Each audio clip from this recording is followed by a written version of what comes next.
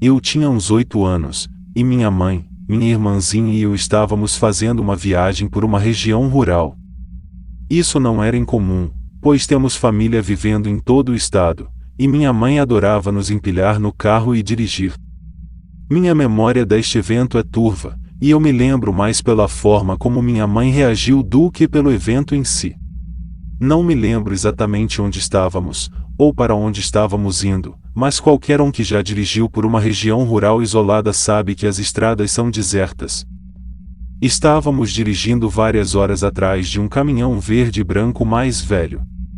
Estávamos nos aproximando de um posto de gasolina, e eu me lembro da minha irmãzinha estar tão animada porque ela queria uma pequena garrafa feita de cera que tinha suco, que era moda na época. O caminhão verde e branco para no posto de gasolina, e nós o seguimos. Usamos o banheiro, pegamos alguns lanches, minha mãe enche de gasolina, voltamos para o carro e voltamos para a estrada. Um pouco de tempo passa, e minha mãe pergunta: aquele caminhão atrás de nós é o mesmo que seguimos até o posto de gasolina? Eu viro no meu lugar e confirmo que é o mesmo caminhão. Sento-me e continuo comendo lanches, mas sinto que minha mãe está inquieta. Ela fica olhando no retrovisor e observando o caminhão. Foi uma longa viagem até o próximo posto de gasolina, e ao longo do caminho, o caminhão atrás de nós acelerava e chegava perigosamente perto de nós e depois recuava um pouco. Depois de vários quilômetros, estávamos nos aproximando de outro posto de gasolina. Minha mãe ajusta o espelho para nos ver no banco de trás. Ela diz: vou entrar nesse posto de gasolina e abrir a porta como se estivesse saindo. Não quero que abram suas portas. Não saia, apenas sente-se quieto, e espere. Minha irmãzinha e eu nos olhamos confusos, mas concordamos. Achei estranho, mas o olhar dela me assustou um pouco. Minha mãe é uma pessoa calma, mas ela tem essa presença sobre ela que faz você perceber que ela não deve ser contrariada. Todos os meus amigos ao longo dos anos têm um pouco de medo dela, o que é estranho considerando que ela tem pouco mais de 1,5 metro de altura e cerca de 50 quilos. De qualquer forma, nós paramos no posto de gasolina. Minha mãe ajusta o espelho para ver atrás de nós, e abre a porta com o carro ainda funcionando. O caminhão verde e branco para e estaciona logo ao lado da curva. O motorista abre o capô, sai, vira para a frente do caminhão e sustenta o capô. Ele começa a mexer debaixo do capô de costas para nós. Pelo que me lembro dele, ele era um cara muito grande, mas qual não é para uma menina de 8 anos. Minha mãe bate a porta e sai acelerando do posto de gasolina. Eu me viro no meu lugar para olhar o homem. Ele se vira como se estivesse assustado, olha para nós, rapidamente fecha seu capô, mesmo que ele só tenha olhado lá por alguns segundos. Neste momento, minha mãe está dirigindo tão rápido, que eu o perco de vista. Eu estava aterrorizada, e eu sabia que era sério para minha mãe dirigir assim. Lá na frente, a estrada se inclinou bruscamente para a esquerda, e havia uma pequena estrada para a direita com alguns prédios. Pouco antes da curva, minha mãe pisa forte nos freios, vira o volante todo para o caminho para a direita, e, como se fosse direto de um filme de ação, desliza ao virar da esquina. Ela acelera por um pequeno estacionamento atrás de um dos prédios e parques. Do nosso ponto de vista, estávamos escondidos do tráfego atrás de nós, mas podíamos ver qualquer um passando. Pouco tempo depois, observamos a velocidade do caminhão verde e branco passar por nós e dar a volta na curva na estrada. Obviamente, minha irmã e eu estávamos muito abalados. Minha mãe pergunta se precisávamos usar o banheiro, e eu disse que sim. Ela disse que também, mas esperaríamos aqui um pouco, e depois iríamos para a próxima estação de parada. Nunca esquecerei o que ela disse a seguir, porque foi tão fora de caráter para ela. Ela disse: prefiro mijar nas calças deste carro do que ser assassinado na beira desta estrada. Um pouco de tempo passa e voltamos para a estrada e continuamos nossa viagem. Nunca mais vimos aquele caminhão.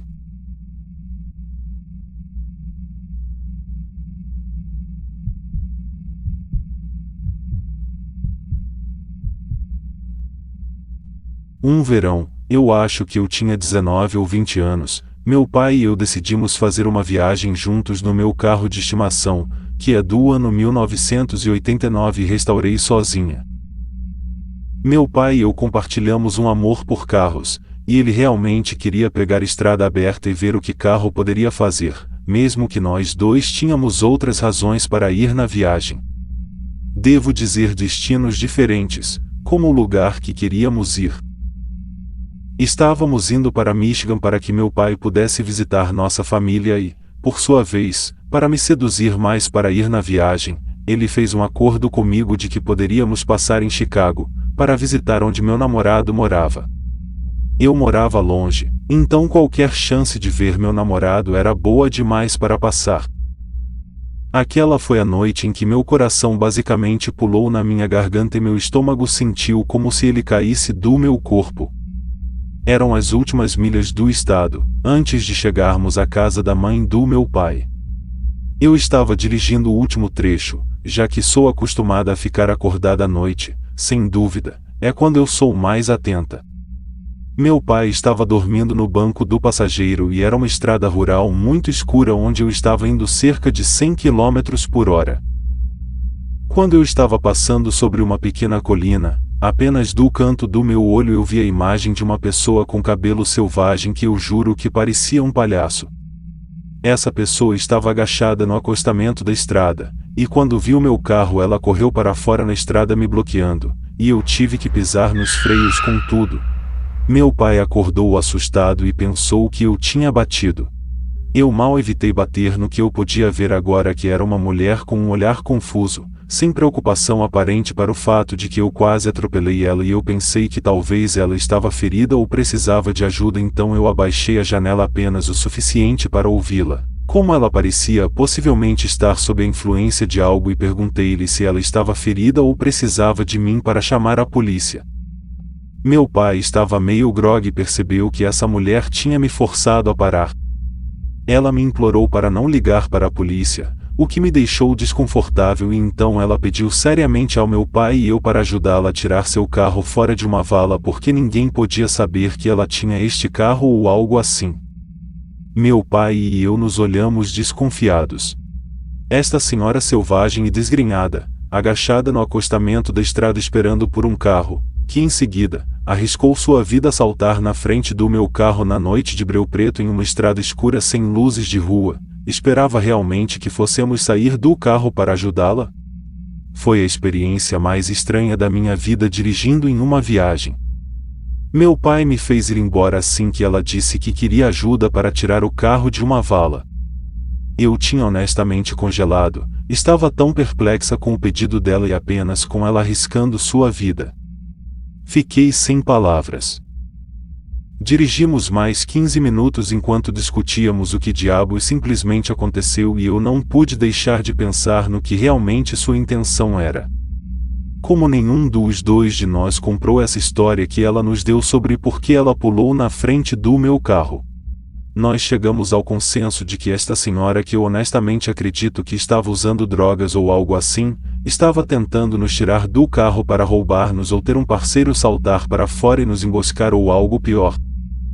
Quanto mais eu pensava sobre isso, mais estranho tudo se tornava e eu tinha me preocupado com a próxima pessoa que ela parasse, e eu não poderia viver comigo mesma se alguém fosse ferido e eu falhei em pelo menos levar a polícia lá para questionar esta senhora.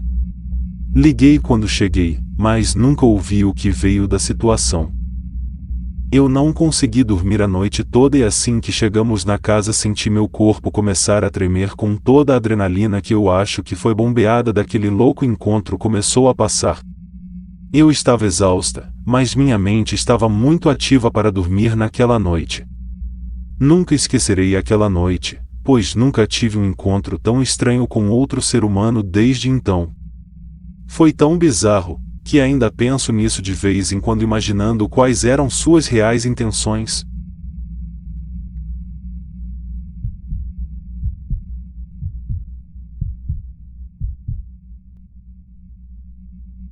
Alguns anos atrás, minha amiga Jane e eu estávamos em uma viagem para Portland, Oregon. Nós dois somos do lado sul de Chicago e Jane estava se sentindo muito cansada da cidade. Ela estava convencida de que tudo era melhor na costa oeste, incluindo as pessoas. Então, voamos para Portland e alugamos um carro. Um dia antes de voarmos de volta para casa, pegamos o carro e dirigimos até Aberdeen, Washington, para ver a casa de infância de Kurt Cobain. Depois disso, dirigimos pela costa, passeando pelo caminho. Visitamos Astoria, Oregon para ver a casa dos Goonies e terminamos o dia em Cannon Beach para conferir a Stack Rock. No total, foi um belo dia. Uma vez que começou a escurecer, decidimos voltar para o nosso hotel que fica a menos de 2 horas de distância. Eu sabia que precisava de gasolina, então disse a Jane que pararia no primeiro posto de gasolina que vejo. Cannon Beach é uma pequena cidade do tipo resort. Muitas pequenas lojas e restaurantes, mas não vi nenhum posto de gasolina.